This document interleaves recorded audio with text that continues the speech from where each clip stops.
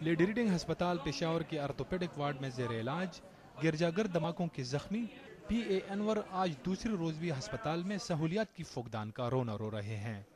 ان کا کہنا ہے کہ کل ہونے والے دھماکوں میں کئی افراد بروقت علاج نہ ملنے کے باعث ہسپتال میں دم توڑ گئے تھے۔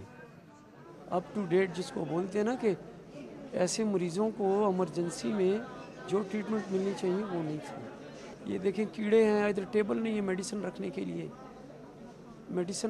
لیے، ٹیبل نہیں ہے، یہ ہم اپنے بیڈس پہ رکھی ہوئی میڈیسنز ہم نے رکھی ہوئی ہیں۔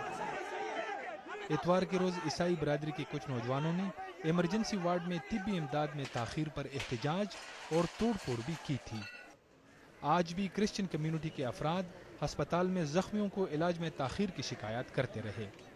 آج بھی سٹاف کم ہے، آج بھی ہم دیکھ رہے ہیں کسی قسم کی کوئی ان کو سہولیات نہیں دی جا رہی۔ ہم مسیح بھائی جو یہاں کے رہنے والے ہیں، پاکستان سے باہر سے جو مسیح بھائی آئے ہیں، ہم لوگ ان کی مدد کر رہے ہیں، ان کی ہیلپ کر رہے ہیں۔ ابھی ہم نے احتجاج بھی کیا، روڈ بلاک کیا ہوا ہے، ابھی تک ہم نے کیا ہوا ہے۔ ابھی ہم بلڈ دینے کے لیے یہاں پہ آئے ہیں کہ ان لوگوں کو اگر کسی قسم کے بلڈ کی ضرورت ہے تو ہم وہ بلڈ ان کو دیں۔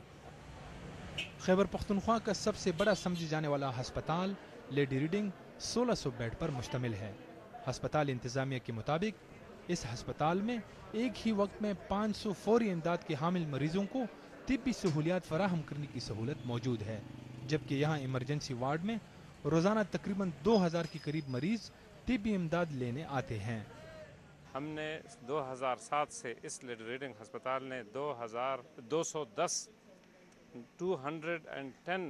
جو بلاسٹ ہیں ان کو انڈیور کیا ہے، اور یہ ہسپتال فلی طرح ایکوپ ہے۔ میں تو یہ دعوے کے ساتھ کہہ سکتا ہوں کہ نہ صرف اس ملک میں بلکہ دنیا میں بھی کوئی ایسا ہسپتال نہیں ہوگا جو اس قسم کی ماس ایمرجنسی کو اس طرح سے ڈیل کر سکے۔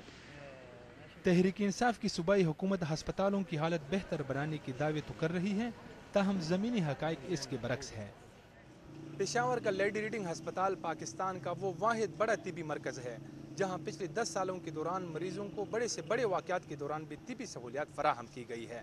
تاہم کچھ لوگوں کا خیال ہے کہ اس ہسپتال کے معیار کو اس طرح بہتر نہیں بنایا جا سکا ہے جس طرح اس کی ضرورت تھی۔ رفعت اللہ اورگزئی، BBC نیوز، پشاور۔